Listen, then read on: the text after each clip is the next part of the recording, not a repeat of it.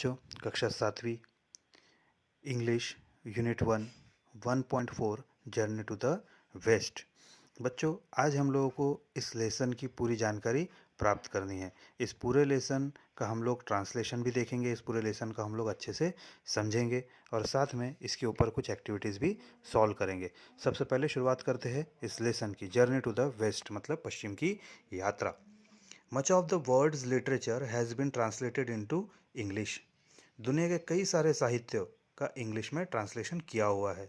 In this passage we learn about an epic novel with the title Journey to the West. इस passage में हम लोग आज एक ग्रंथ, एक महाकाव्य उपन्यास जिसका नाम है जर्नी टू द वेस्ट के बारे में पढ़ेंगे। And it's most popular character soon Wukong और मंकी किंग। और इसके साथ ही हम इसके एक बहुत ही विख्यात चरित्र के बारे में जिसका नाम था सुन वुकोंग, जिसको हम लोग मंकी किंग के नाम से भी जानते हैं, उसके बारे में भी हम इस लेसन में पढ़ेंगे। This novel is a classic of Chinese literature. ये जो उपन्यास बना था ये चाइनीज़ लिटरेचर का एक बहुत ही उत्कृष्ट साहित्य है। It was written in the 16th century by Wu Cheng'en. Wu Cheng'en ने इसे 16वीं शताब्दी में लिखा था। Does the passage remind you of a few things you read in your history textbook last year? अब देखो, क्या ये आप लोगों को आपने कक्षा 6वीं के इतिहास में कुछ पढ़ा था, उसके बारे में आप लोगों को कुछ याद दिलाता है क्या? वो अब हम यहाँ पर देखेंगे। तो बच्चों, ये था इस लेसन का परिचय।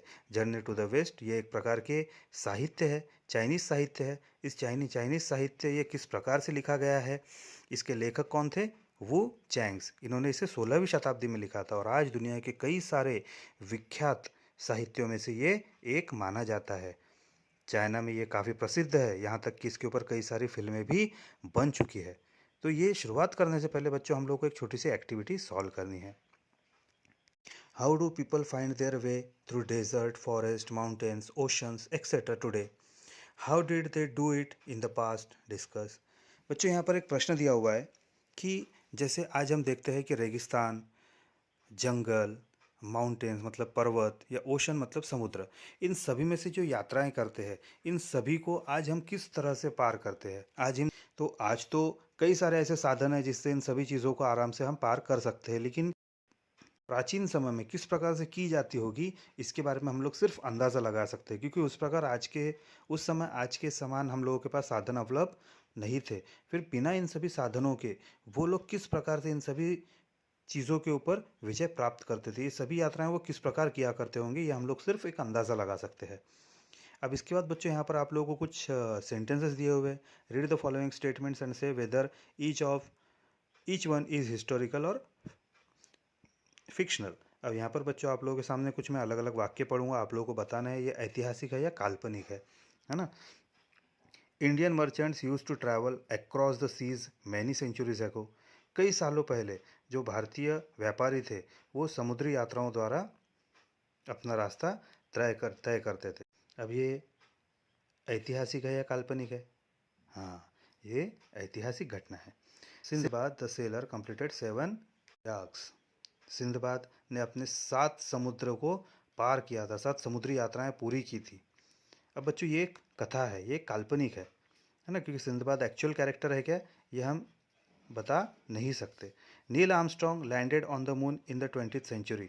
20वीं शताब्दी में नील आर्मस्ट्रॉन्ग ने चांद के ऊपर उतरे थे। तो ये तो ऐतिहासिक है, ये आप सभी को पता है। Aladdin could fly on his magic carpet. Aladdin अपने मैजिक कारपेट की सहायता से उड़ सकता था। बच्चों, अलादीन ये एक फिक्शनल कैरेक्टर है, ये काल्पनिक है। Alexander the Great conquered a number of countries before he came to India. Alexander the Great, इसने भारत में आने के पहले कई देशों पर विजय प्राप्त की थी। ये इतिहास है, ये हम लोग सभी जानते हैं।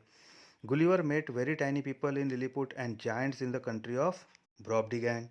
बच्चों, ये फिक्शनल है क्योंकि गुलिवर्स की जो ट्रैवल्स है ये एक तरह की फिक्शनल बुक इसे कहा जाता है।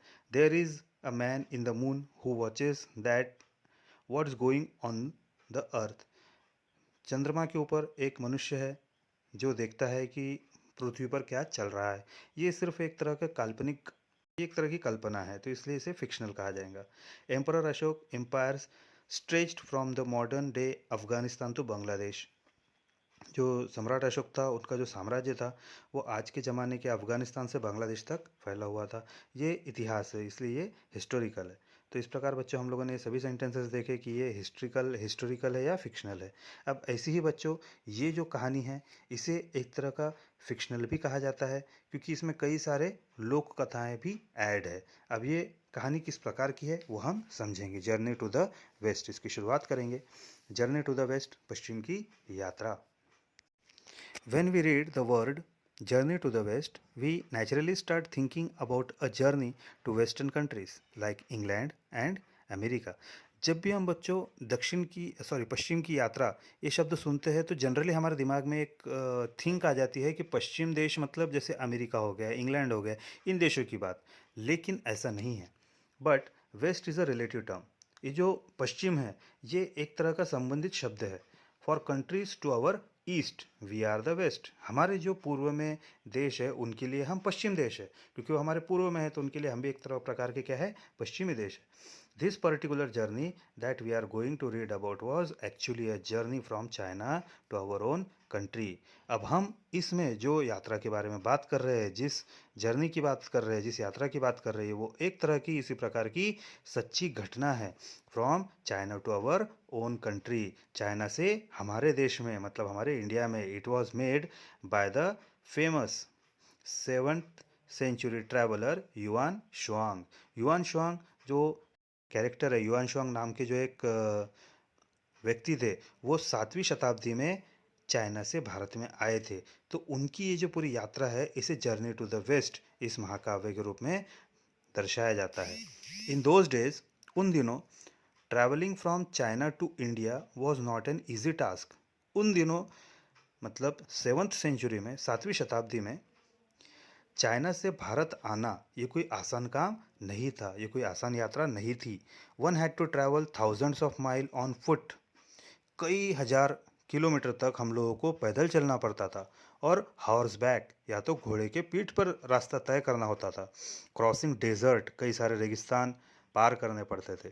क्रॉसिंग स्नो क्लैड माउंटेन्स, बर्फ से ढके हुए बड़े बड़े पर्वतों को पार करना पड़ता था। क्रॉसिंग स्ट्रेंज अनफेमिलियर रीजन, कई सारे अजीब अपरिचित प्रदेश भी हम लोगों को पार करने पड़ते थे। Using roads where bandits and robbers roamed, कई सारे ऐसे रोड से, कई सारे ऐसे रास्ते थे जहाँ पर डाकू या लुटेरे हमेशा घुमा करते थे। हु वुड डू इट, अब ऐसे में ये यात्रा कौन करे, जो इतनी दुर्गम यात्रा है, ऐसे में यात्रा कौन करेगा। बट युआन शुआंग हैड अ ड्रीम, लेकिन युआन शुआंग का एक सपना था, ये उसका एक तरह का सपना था। He wanted to take Buddhist scripture from India to his homeland in China. वो भारत से भगवान बुद्ध के जो शास्त्र थे, उन्हें भारत से अपने देश चाइना में ले जाना चाहता था। वो चाहता था कि भारत में जो भगवान बुद्ध के बड़े बड़े जो शास्त्र है, उन सभी को वो भारत से चाइना लेकर आए। It was like a pilgrimage to him, ये उसके लिए एक तरह की तीर्थ यात्रा थी। Xuanzang undertook the long and difficult journey to follow his dream. अपने इस जर्नी को, अपने इस पूरी यात्रा को पूरा करने के लिए युआनशुआंग ने इस कठिन और दुर्गम भाग पर जाने का तय किया।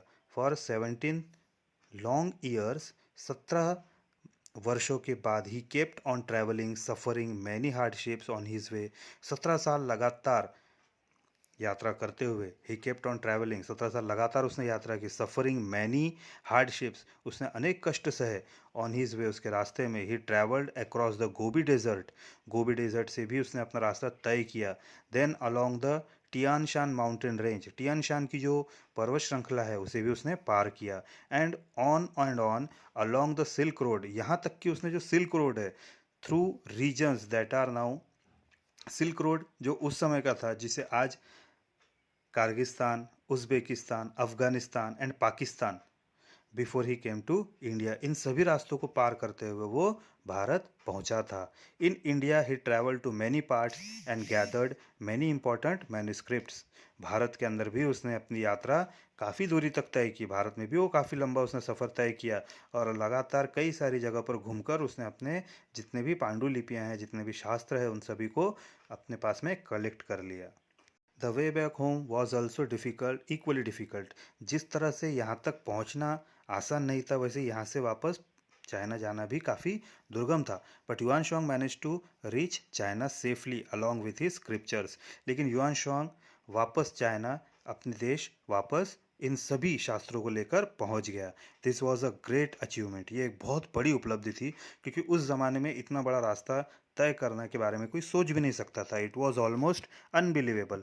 ये एक तरह से अविश्वसनीय ही था कि वो वापस अपने देश सही सलामत पहुंच गया। So much so that people thought there are gods and supernatural powers had helped युआन शुआंग इन हिज क्वेस्ट। तो कई सारे लोग ऐसा सोचने लगे कि उस समय शायद भगवान ने, गॉड्स ने, मतलब देवताओं ने, या सुपरनैचुरल पावर, कुछ अलौकिक शक्तियों ने उसकी मदद की होगी। अन्यथा इतना बड़ा जो उसका अनुसंधान था, जो उसकी खोज थी, जो उसका पूरे भारत से, चाइना से भारत जाना और भारत से वापस चाइना आना, इस प्रकार की जो पूरी यात्रा थी, इस पूरी यात्रा में, इस पूरी तीर्थ यात्रा में उसे किसी सुपरनैचुरल पावर्स ने, मतलब अलौकिक शक्तियों ने उसकी ज़रूर मदद की होगी, अन्यथा ये पूरा असंभव था। This gave rise to many interesting folk tales. और इसी पर से कई सारी लोक कथाएं, कई सारे दिलचस्प लोक कथाओं का उगम हुआ। कई लोगों ने इसके ऊपर से कई सारी लोक कथाएं बना डाली। Centuries later, an epic novel called Journey to the West was written about his famous pilgrimage. कई सेंचुरीज लेटर मतलब 100 सालों बाद एक बहुत बड़ी उपन्यास, इसके ऊपर से एक महाकाव्य लिखा गया जिसका नाम था Journey to the West, was written about the famous pilgrimage. इस पूरी तीर्थ यात्रा के ऊपर एक बहुत बड़ा महाकाव्य लिखा गया। The novel made use of many of the folk tales. इस नॉवेल में जितनी भी लोक कथाएं थी उन सभी को लिया गया, इन सभी लोक कथाओं की सभी बातों को जोड़कर एक बहुत बड़ा नॉवेल तैयार किया गया। This novel and the stories in it are still very popular. ये जो नॉवेल है, ये पूरा जो साहित्य है, ये साहित्य और इसकी जितनी भी कथाएं हैं वो आज भी कई प्रसिद्ध है। मतलब इस उपन्यास की, इस नॉवेल की सभी कथाएं, सभी लोक कथाएं काफ़ी प्रचलित है। The novel tell us that there are many demons and evil powers who are eager to kill and gobble up the holy monk. ये नॉवेल हम लोगों को ये बात बताता है that there are many demons and evil powers, कि इस पूरे रास्ते में, इस पूरी तीर्थ यात्रा में, इस पूरे उसकी जर्नी में, इस पूरे उसके रास्ते में कई सारे दानव या बुरी शक्तियों ने उसे रोकने का प्रयत्न किया था। कई सारी ऐसी शक्तियाँ थी जो उसे मार देना चाहती थी या उसे निगल जाना चाहती थी। इस पवित्र भिक्षु को निगलने के लिए कई सारे दानव या बुरी शक्तियाँ तैयार खड़ी थी। Who would save him? अब इसे इन बुरी आत्माओं से या बुरी शक्तियों से कौन बचाएगा? Who would banish the demons? इन दानवों का नाश कौन करेगा? Well, the Guanyin deity who is the goddess of mercy, दया की जो देवी है जिसका नाम है Guanyin deity, has seen to that, उसने ये सब पहले देख लिया था। She has assigned this task to 3 special people, और उन्होंने इस पूरी यात्रा में मदद करने का ये जो पूरा टास्क है, ये 3 स्पेशल पीपल मतलब 3 विशिष्ट लोगों को ये काम दिया। वो 3 विशिष्ट लोग कौन थे? वो 3 सुपरनैचुरल पावर्स कौन थे? कौन थे वो अलौकिक शक्तियाँ? एक तो था सुन वुकोंग और द मंकी किंग। पहला था सुन वुकोंग, जिसको हम मंकी किंग के नाम से भी जानते हैं। वैसे जूबाजी, जिसे पिग्सी कहा जाता है, एंड शाह वुजिंग, जिसे हम सैंड प्रेस्ट भी कहा जाता है। तो ऐसे ये 3 लोग थे जो इस पूरी यात्रा में इस भिक्षु की, मतलब इस हॉली मॉन्क की मदद के लिए तय किए गए थे। किसके द्वारा तय किए गए थे? ग्वायन डाइटी, जो कि दया की देवी है। Now these 3 characters are no saint. अब ये तीनों भी जो थे, ये तीनों कोई सेंट नहीं थे, ये कोई भी किसी प्रकार के संत नहीं थे। In fact they are all super power. ये एक प्रकार की अलौकिक शक्तियों वाले व्यक्ति थे। They are known trouble makers. ये कई तरह की परेशानियां ऊपर खड़े करते थे। ऊपर कहाँ मतलब जब ये स्वर्ग में थे तो ये कई सारी परेशानियां खड़े करते थे। So the gods have thrown them out of haven. तो इसीलिए जितने बाकी देवता थे उन्होंने इन तीनों को भी स्वर्ग से बाहर निकाल दिया, क्योंकि स्वर्ग में हमेशा परेशानियां खड़े करते थे। However the kind deity Guanyin has offered each of them one more chance. तो इसीलिए जो दया की देवी थी उन्होंने इन तीनों को भी एक और चांस दिया कि भाई, if you help the holy monk in his pilgrimage to India, if you use your powers for his good work, then you may return to heaven. अब वो जो दया की देवी थी उसे इन तीनों पर दया आई, क्योंकि इन तीनों को स्वर्ग से बाहर निकाल दिया था बाकी देवताओं ने। तो अब दया की देवी ने इन्हें एक चांस दिया कि यदि तुम इस पवित्र भिक्षु की इस पूरी तीर्थ यात्रा में मदद करते हो, अपने सभी पावर्स मतलब अपने सभी शक्तियों का उपयोग करके तुम इसके जो ये पवित्र कार्य कर रहा है उसमें यदि इसकी सहायता करोगे तो तुम्हें वापस स्वर्ग में ले लिया जाएगा। That is why the three characters have agreed to be Yuan Shuang's disciples and to help Yuan शुआंग in his difficult journey. और इसीलिए ये जो तीनों भी व्यक्ति थे ये तीनों भी युआन शुआंग की मदद करने के लिए, उसके चेला बनने के लिए, उसके शिष्य बनने के लिए तैयार हो गए। और इन्होंने युआन शुआंग की अपनी इसकी पूरी जो इतनी कठिन यात्रा थी उसमें इन्हीं तीनों ने उसकी मदद की। And sure enough they have many thrilling, exciting and sometime humorous adventures on the way to the Holy Land, India। और इस पूरे यात्रा में मतलब चाइना से भारत आते समय जो पूरी जो थ्रिलिंग एक्साइटिंग मतलब जो रोमांचकारी या उत्तेजक जितने भी, या यहाँ पर कई सारे ह्यूमरस मतलब मनोरंजक, एडवेंचर्स, रोमांचित कई सारी घटनाएं इसके वो पात्र बने। On the way to the holy land India, Bharat की पवित्र भूमि पर आते समय जितने भी रोमांचकारी घटनाएं हुई, जितने भी मनोरंजक घटनाएं हुई, जितने भी उत्तेजित घटनाएं हुई, इन सभी घटनाओं के ये पात्र बने।